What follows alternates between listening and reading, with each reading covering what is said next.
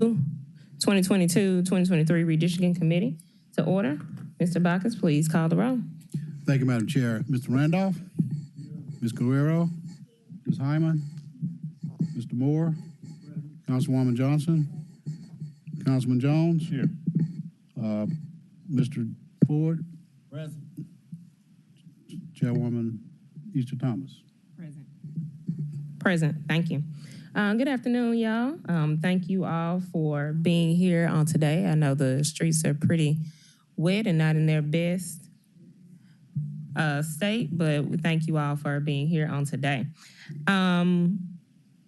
Just to put in perspective, as each and every time I'll say, we are kind of on a restricted, strict, tight timeline, but I think the work that we have done so far has been very productive and enlightening to all, and just to make sure we continue that. So thank you for your participation on that.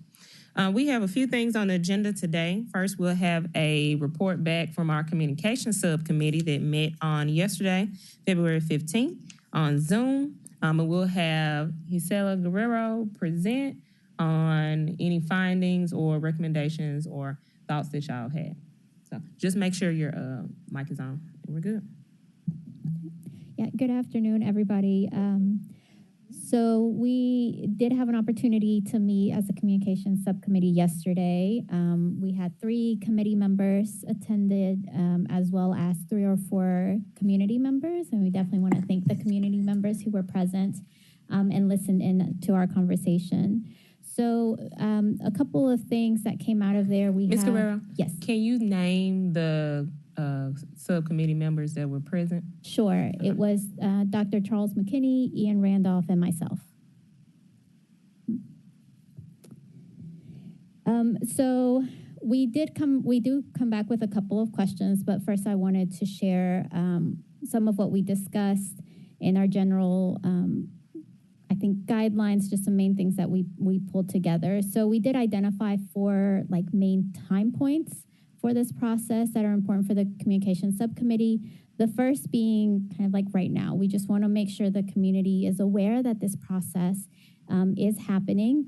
The second one would be once we want the community members to give input on proposed maps. Then we definitely want to inform community members of city council meetings where the city council will be discussing and have hearings and votes for the maps. And then the final time point is after the map is voted on and approved, we definitely want to do some work in informing the community members about those changes in the new map. So we couldn't lay out any specific dates because that's one of the questions we were bringing back is we do want to know more specifically what that timeline looks like when those city council meetings would be or when we would hear about or touch this topic at the city council meetings and any other major time points that we need to be aware of. So I'll come back to the question on the timeline in just a second, but some other things that we did want to share, some ideas that came out that we would like to see is we really do like the website that the county put together last year. We think that's a really good model and we would like to replicate it for us if possible. The other thing is on public comment sessions. So we think this could be critical. Something like a website is going to be great for anybody who has internet access, but we know that's not everybody. And some people would just prefer, like even some of us have mentioned, being able to see a map in front of them that they could look at, really bring up close to them if needed. So we want to see we would like to see some public sessions, weekends, weekday evenings when it would be accessible to some folks. And depending on our capacity, we think we could target areas of the city that would be most impacted by proposed changes.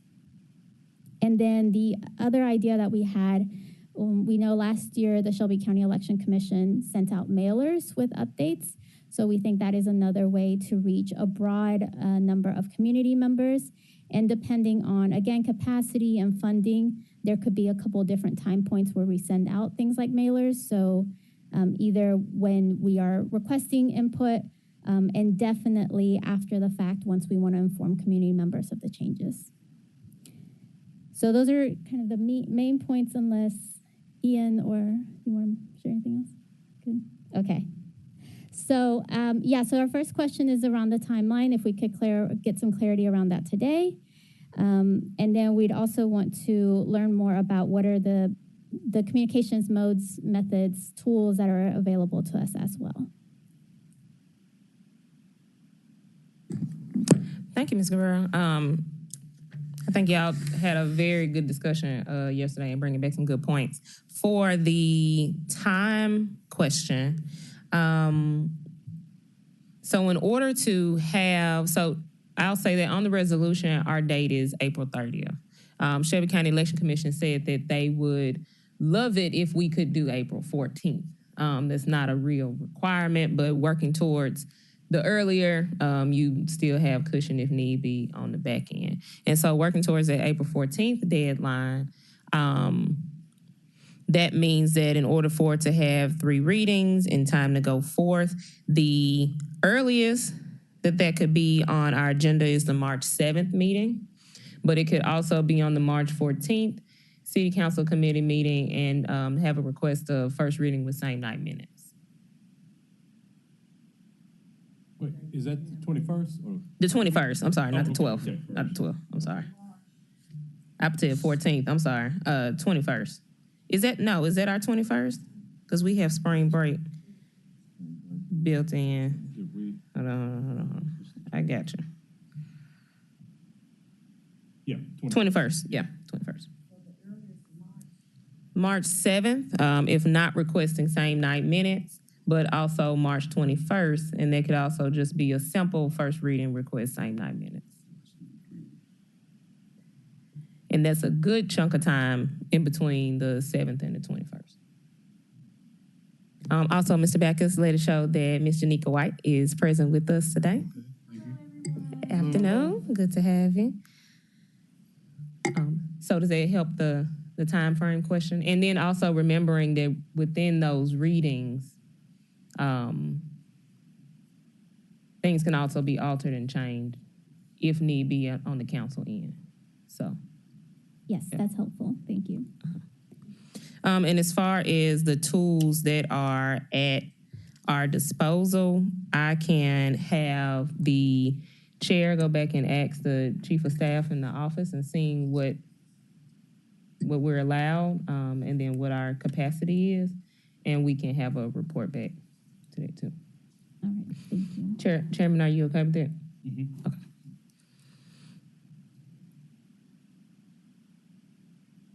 Did anyone have any comments or questions for Gisela or Ian on the subcommittee? I got a couple. Okay. Thank you, Madam Chair. To go back to Ms. Guerrero's request or question that I wrote down, I know that you say you want to replicate the model that the County Commission did via the website.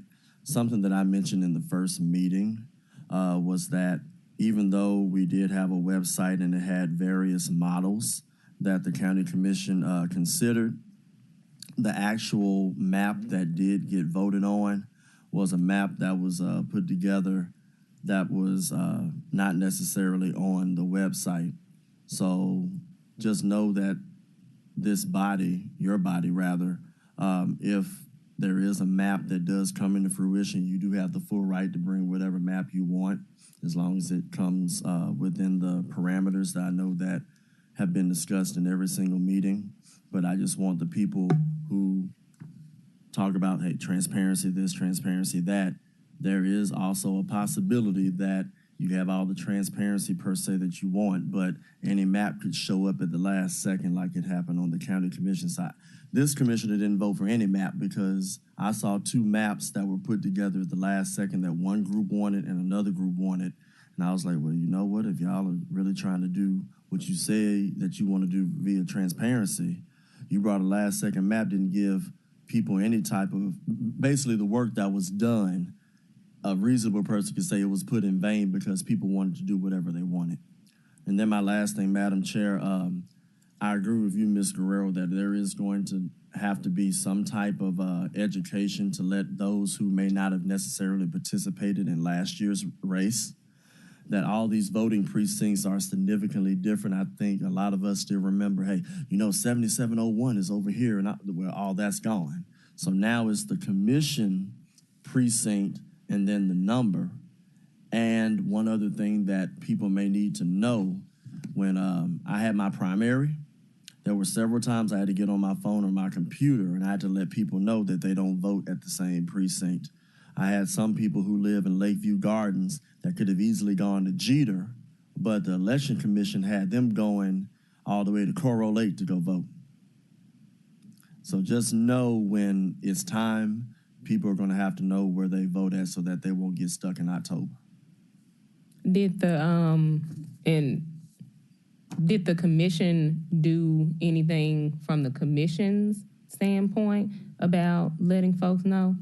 Well, I can only speak for myself because you don't got to speak for the commission. Yeah, just thinking back to memory of what happened. Yeah, but I know after the fact when we talked about how people had to go from point A to point C because point B was no longer a place, it was asked who made those decisions, and it was the election commission that made those decisions at the end of the day. But it did prevent a lot of people who wanted to participate in the process to be able to participate because they were already out there trying to find their precinct. And if they didn't have that tool available, or if they didn't have somebody that was an able asset to finding where the precincts were, they were going home.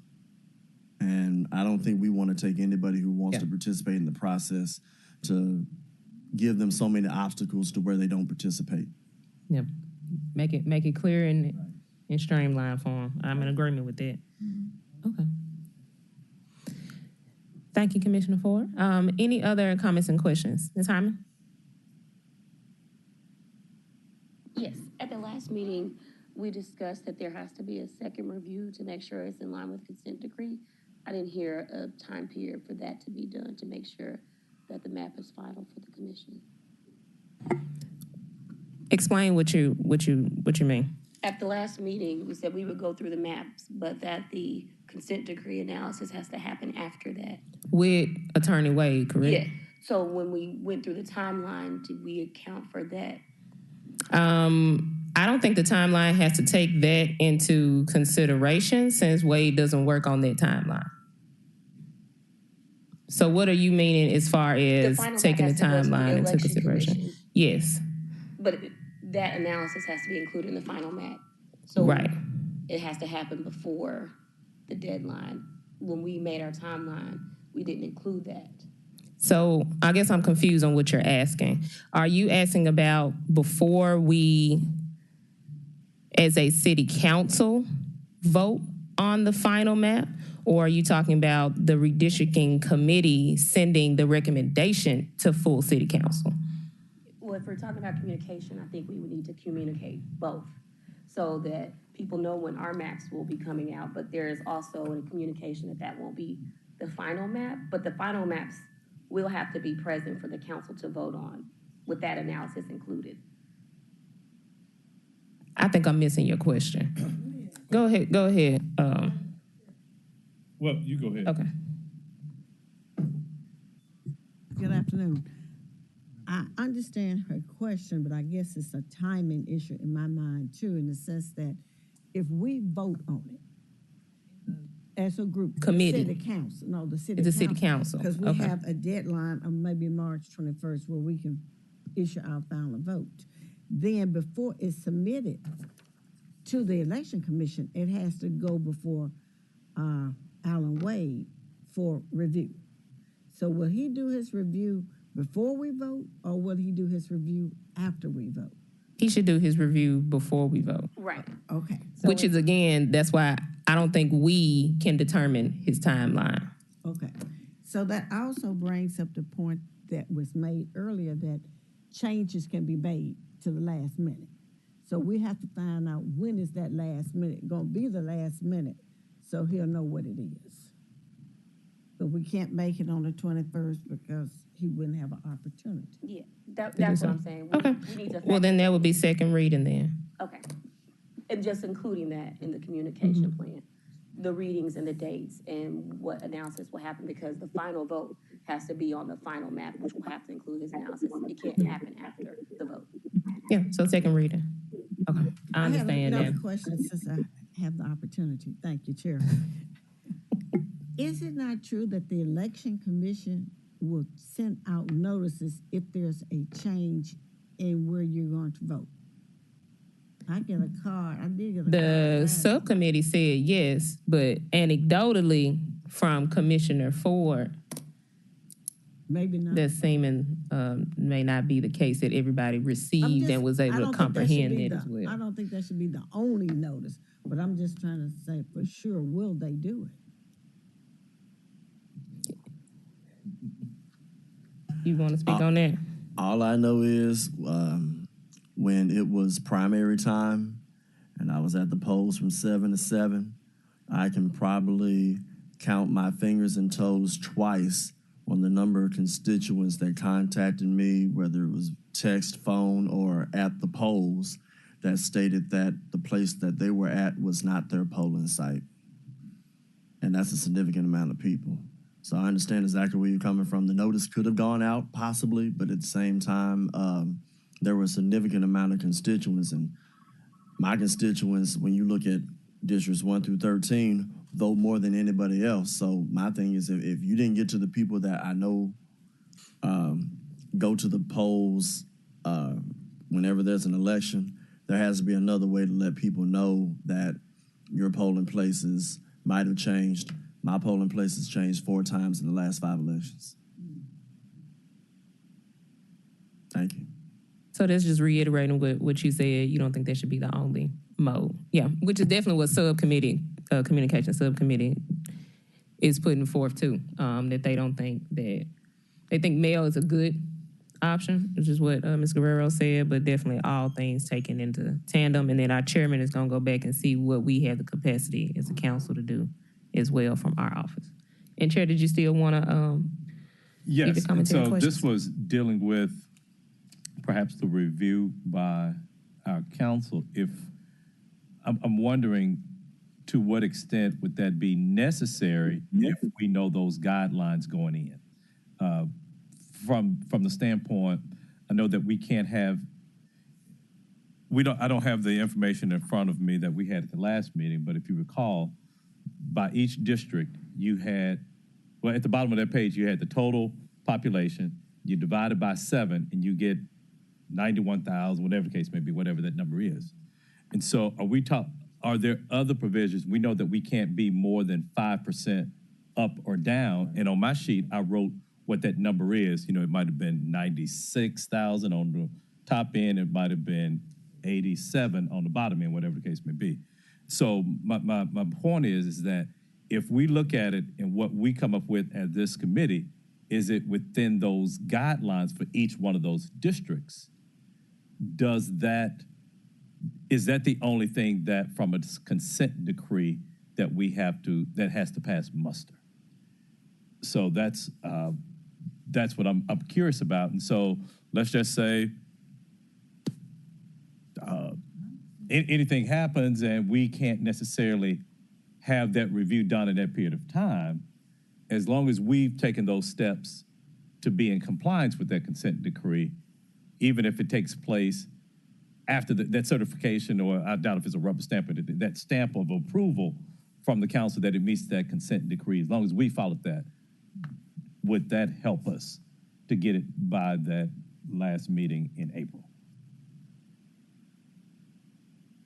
I think I understand the mapping subcommittee hasn't met yet,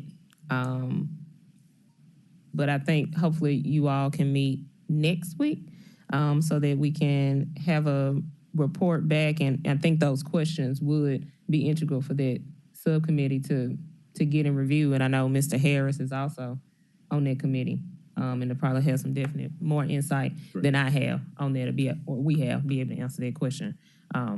So what Chairman Jones is saying, other than deviation and the consent decree, are those all the things that we legally need to do to ensure compliance on mapping. So when the mapping committee does meet, and I know Ms. Hyman and Ms. White are on that, just to make sure that's a question that's brought up for sure. So we can have a report back on that. Any other commentary, question on subcommittee communication report? Yes, sir.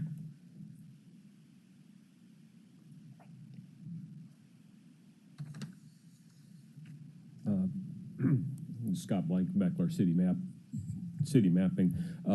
One consideration that you might want to take in is maybe we could put district, whatever the final district maps look like with the voting precincts within that district at each of the public libraries. Yeah. And that may help alleviate Definitely. some of those issues. And the community centers too. Yeah. Libraries and community centers. Okay. Senior center. Senior center. Thank you for that, Mr. Blackenbeckler. There you go. It just rolls off the tongue now. Okay. Okay. Thank you for that. Right. All right. Any other business and subcommittees? All right. And so also mapping, when you all get a date, just let us know the mode and method, and we can get that out as soon as possible. Communications, however, whenever you want to meet again, same thing. I think that the Zoom went perfectly fine. Yeah, we Ms. Guerrero? actually are going to be meeting next Wednesday again at Okay. 3 p.m. What's the date again? Wednesday, the 22nd at 3 p.m. And we'll do it on Zoom webinar again. Wednesday, the 22nd, 3 p.m. on Zoom. Okay. Have you all, February 22nd, have you got that to Mr. Bacchus yet? Not yet. Okay. Well, we're a week ahead, so we good on the 48 hours. So, okay. Madam Chair, before So we we definitely get that out. Yes. I know the other one was on Zoom. I wasn't able to attend. I was out of town. But since the first meeting, are we, if they're not on Zoom and not up here, are we keeping up with like the minutes and everything? Yes, those minutes will be submitted to Mr. Bacchus, and they'll be available for folks. And not to put like Ms. Hyman and Ms. White on the spot, or Mr. Randolph, do we have minutes from that first meeting? What first meeting? The first one that you and I talked about that was off-site? We don't have any? No, because that was not we discussed that last meeting, and then it's also on the agenda for full council this Tuesday in executive. But that was not authorized by the chair of the redistricting committee meeting. Look, I ain't trying to open up nothing in this. So I was just asking the No, question. We that can move on. was all. That was all.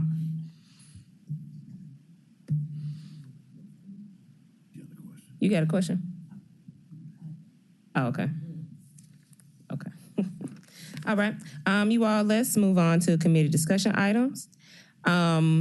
As far as mapping tools, and these will definitely be helpful for the subcommittee, in front of you and for the public, if you like that too, we have printouts.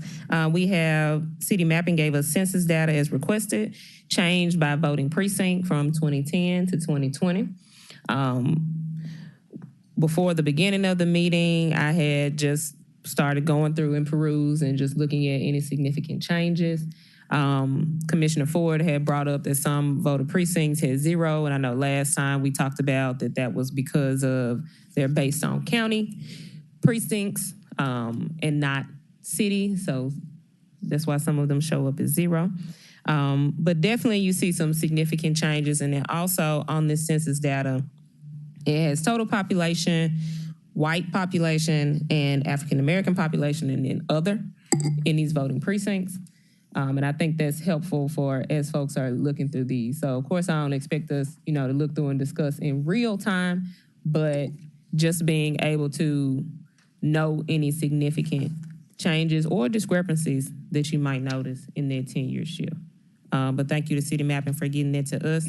And they also provided physical and digital maps that we requested by district and whole city of additions and losses to districts from the August redistricting 2022. And so that map is very helpful as you're able to go through there. So thank you, Mr. Black and Beckler, for that, because you can really see very easily the shifts that we're talking about on the census data that being reflected. Great job. So thank you for that. Thank you so much. Digitally as well. And then we got that out digitally to everybody, right? Okay. So everybody has access to that too. But those will be very helpful in our mapping tools. And then once we're able to determine other compliance items as far as the deviation above or below, and then the consent decree, I think that'll kind of streamline us into actually getting some maps redrawn. I'd like to just open the floor for any comments, questions to mapping on any of these items, commentary, Commissioner Ford, and then Chairman Jones. Thank you. This is very good. Whose recommendations are these? Wait, that's currently what it is. So it's not a recommendation, that's just the current maps. Are these just the current maps? Mm-hmm. Which were altered before the District 4. Modified before the District 4 special election. So this is okay. not the maps as they were 2019 when we had the last citywide election. Right.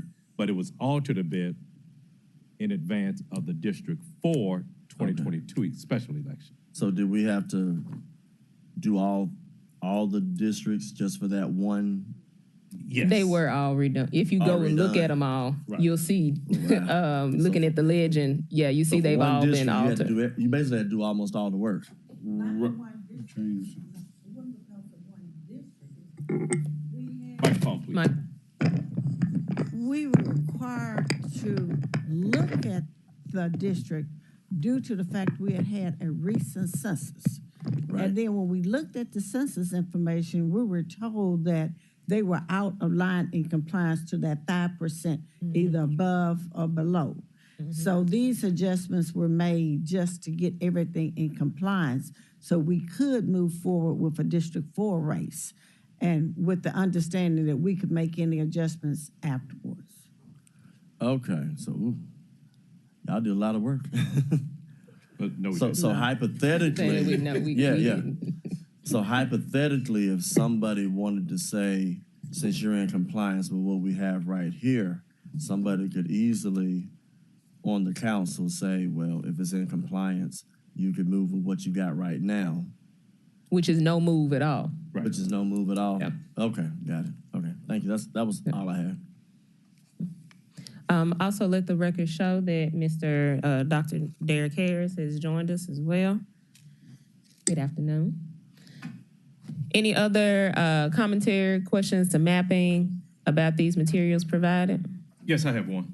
Okay, Chairman Jones. I'm looking at the next to the last map that says 20 to 21, or 2021 to 2022, City of Memphis Super Council Districts changes. Should this is what I'm looking at. Yes, second to last.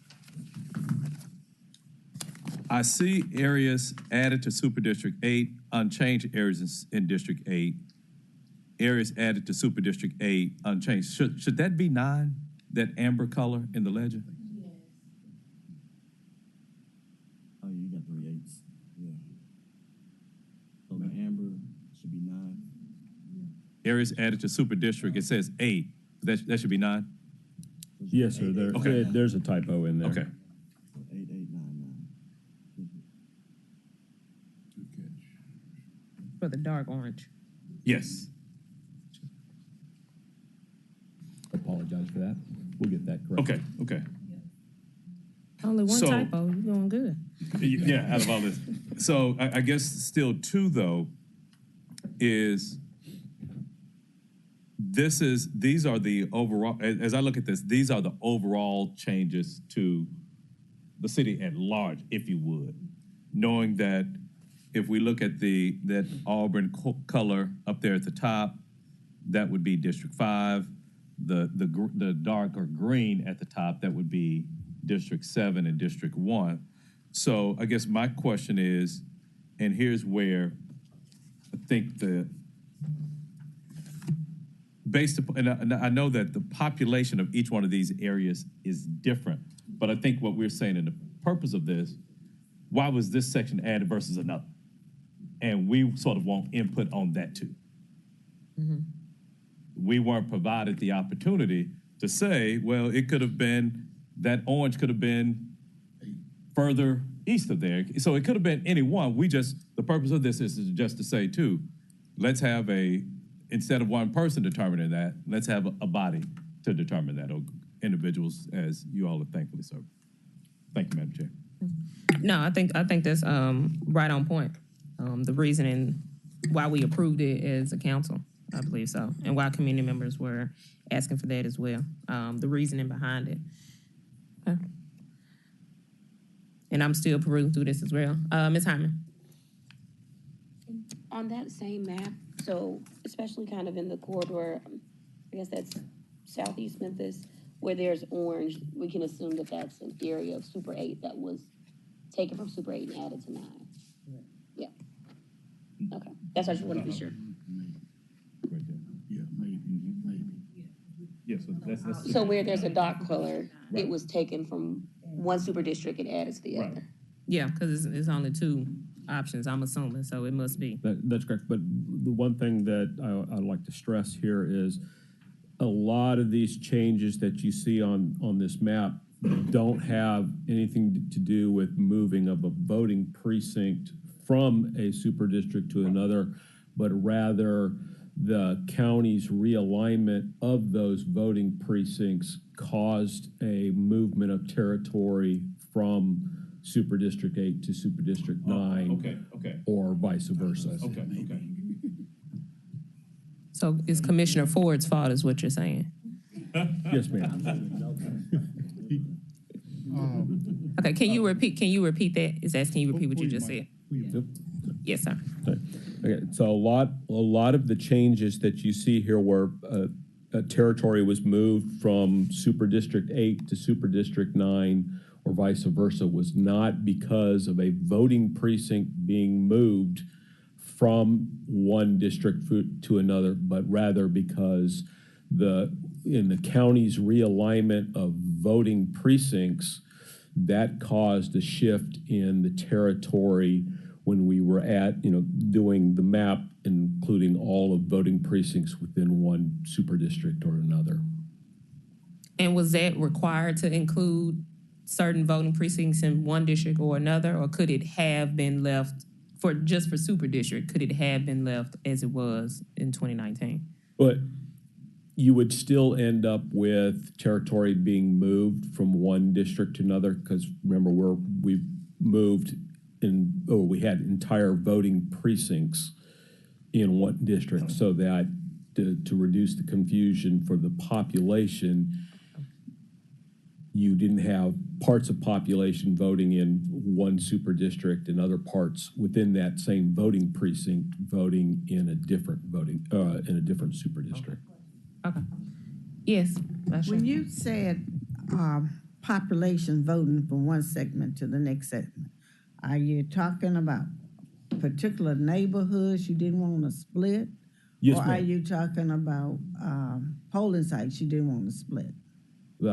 Polling sites. So if the county put an area in, say, voting precinct 0101, 0101, all of the residents within that particular voting precinct, which is that polling area, would vote for a single council, either they were all in Super District 8 or they were all in Super District 9. We did not split any of those county-defined voting precincts so that folks were partially in one voting precinct or another.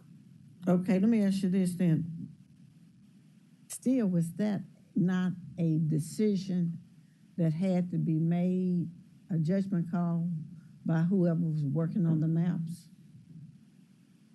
Again, the initial analysis that my office did was to even out the populations, including within the super district. So the population in 9 is relatively the same population in in super district 8, taking into consideration all of the population within a particular voting precinct.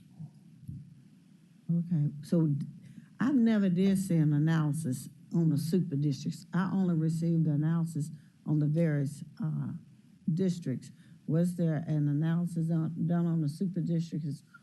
What was the population 1 year versus the next year from 8 to 9? I don't remember seeing one. Did we receive that, Mr. Black and Beckler? Just for the super districts, or was it just by the I don't precincts believe we had? we did that for the super districts. No, ma'am. Is that something you are requesting? Okay. We did 1 through 7, right? Is it something you requesting? Yes, ma'am. Okay. The committee also would like to have it as well. Madam Chair. You have that, Mr. Black and Beckler? Yes, ma'am. Okay, thank you. Making Dr. notes. Harris? Just a point of clarification. During the redistricting process, it was not the county commission that changed precincts. That would fall under the auspices of the Shelby County Election Commission when it comes to precincts. So that was an election commission decision. So I also wanted to rewind to something I said last week. Even though the population shrunk overall, the number of registered voters actually increased over several years, but we shrunk the number of precincts countywide. So part of, somewhat of a solution to this could have been to increase the number of precincts rather than shrink the number of precincts, which, depending on how you look at the math, could have, depending on how it was drawn and how the decision was made, it actually could have made this a little bit better and not make it so convoluted. But I just want to make that point of clarification. When we were doing the redistricting for the county, we didn't change any precincts. That falls solely under the state, which the state is in control of the election commission. So I just want to make that clear. Thank you, Dr. Harris. Any other thoughts, commentaries, questions on these materials? Any other requests that want to be made to Mr. Moore? Madam Chair, Mm-hmm. I'd like to know the numbers. I see where the lines have been drawn in District 8 and 9, where precincts have been moved over. I'd like to see the raw numbers, how many voters and people in Super District 8 and in Super District 9, and what were they before? The raw numbers, you guys, the raw numbers have actually already been provided. First meeting, spreadsheet with all the raw numbers by voting precinct and whether or not they are in 8 or 9.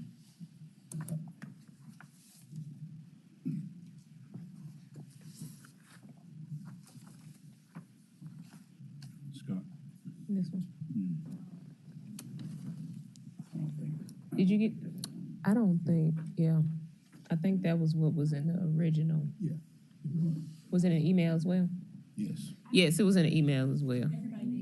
Yeah, this is the package you guys have here. Let me see.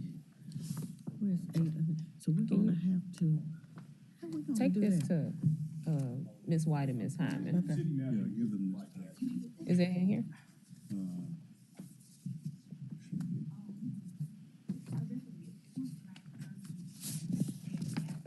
That's probably why I don't have that email. Okay. Okay. But can we send that digitally to everyone? Yes, Okay. you may not already- have received the first. Yeah. No, yeah, no. Go ahead. Go ahead. I think also in the printout that you provided, you've listed them, but it would be a time-consuming task to go through and add up all those numbers for 8, which one's in 9. Is there any way to do a tabulation for us? But I think that's what we're looking for, especially with those maps. Thank you. Did you have a response on that, Mr. Blackenbeckler? Yes, ma'am. City mapping will provide you with a spreadsheet of what the totals are for each of those precincts. We also want that for just the precincts as they exist right now, or the vote. Madam Chair, Yes, Ms. Hyman. and can we get it, I want to be clear, can we get it for the super and single districts? I don't want to, okay, perfect.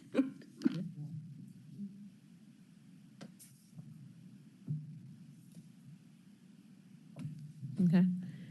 Any other helpful requests?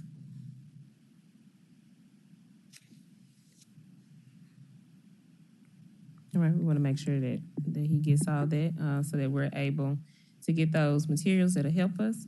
And Dr. Harris, I said before you walked in, if the mapping subcommittee can make sure they can get a meeting next week, let us know.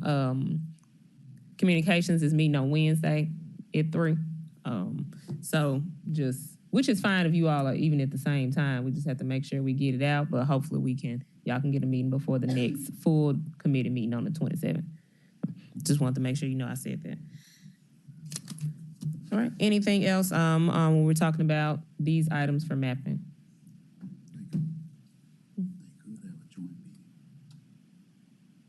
And if you all need to, a joint subcommittee meeting is fine as well, as long as it's publicized. Right. So it's all on what you all think is best for your time and convenience. All right. So one item that I did want to ask for the committee is that when we are looking at redrawing maps, and mainly with the mapping subcommittee and us as a whole, what should be our key considerations outside of what we've talked about of deviations and the consent decree review that will happen, which we're not doing. But what are our key considerations? And I'll go first. Bless you. I'll go first. Mine is the maps being reflective of population shifts from 2010, 2020, or current census data. So, and I'll open the floor for any additional, what are our key considerations when we're looking at maps, kind of like a rubric or a guideline that we think things should follow, or that we're looking for these maps to reflect and represent. Yes, ma'am, Vice Chair. I think we probably have already hit on it. Chair Jones already mentioned the fact that we need to know what is making up the descent policy, and to make sure we keep that in mind when we're making some of the changes, because the worst thing we want to do, not knowing, totally overlook a particular requirement. And had we known. Now, my only concern too is with the mapping group, unless we have a GIS application to work with, which I guess we may have in the grouping, shifting it like that, because you constantly need to see the new numbers and how things are working out before moving forward. So I think that's the other thing, to try to stay as close within those parameters as the decree requires that we do. So knowing what they are would be very helpful. I agree. Okay. Any others? Any other things that you're taking into key considerations? Yes. What Councilwoman Johnson stated, and I don't think this body would do it, but let me just get there.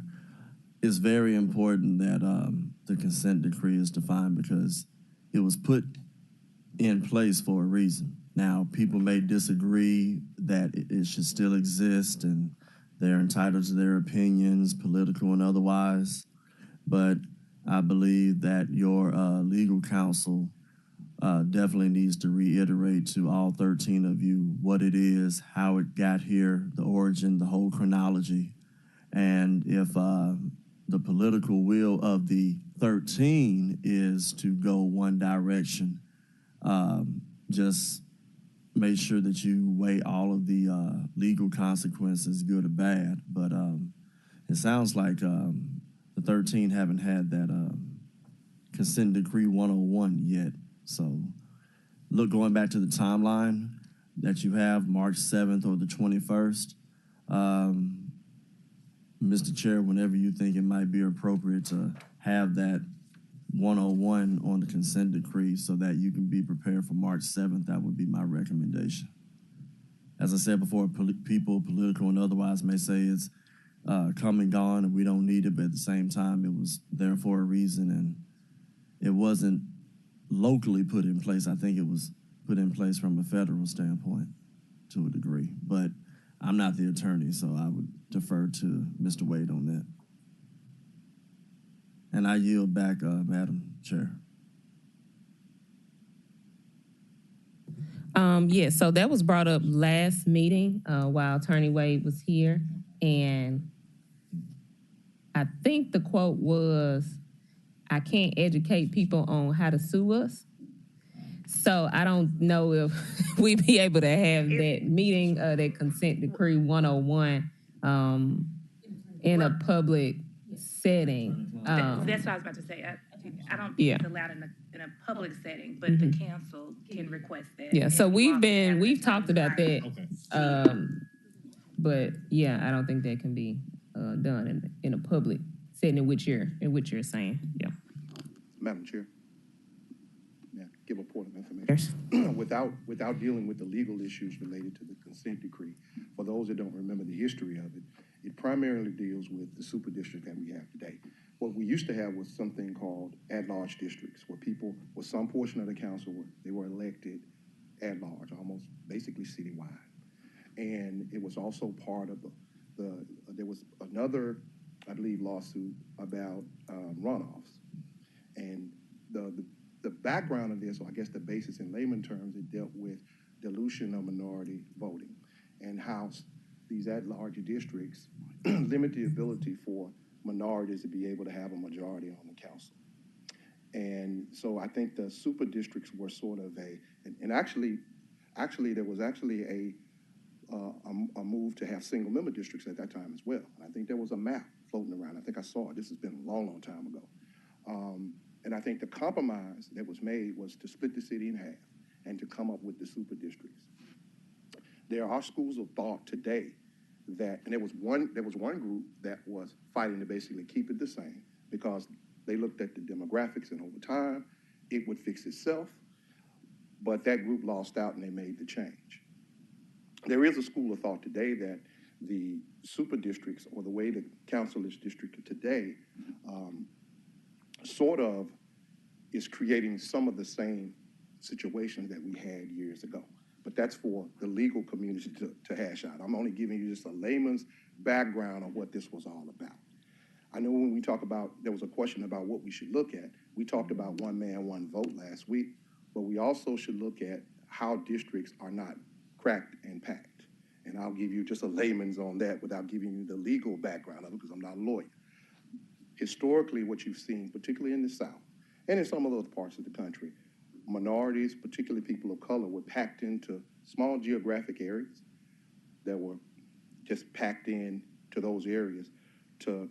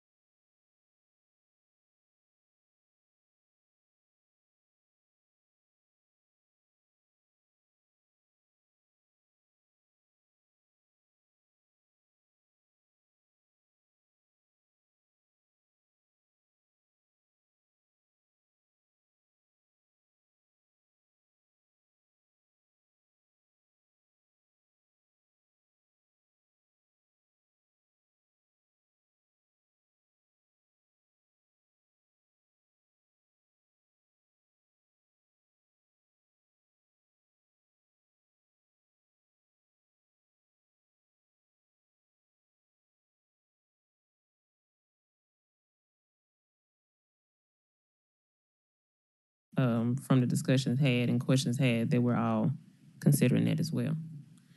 Any other questions or comments? We're moving to a close. All right. So to close us off, thank you all for coming today and definitely city mapping and providing those tools and resources. Thank you, subcommittee communications, for meeting, and mapping will meet soon. Our next meeting is February 27th at 3:30. That's a Monday. We are, and I'm sorry, so sorry that I did not ask or think in the beginning meetings, but for the community committee members, we are definitely going to have some parking for you in the garage. I'm so sorry for that. Sometimes you don't think about the barriers of actually getting to City Hall, staying parked without tickets. It's raining and messy outside, and y'all are giving y'all's time to do this work, so we definitely want to be able to have that for you. So that'll be available at the next meeting. Any new business? All right. Keep in mind that subcommittees, if you need to have a joint, just in the interest of time, you can. Get any of that information to Mr. Bacchus. If you're missing any information, ask Mr. Bacchus and he can send that over to you as well. And just thank you again, Mr. Black and Beckler, for being here and your provision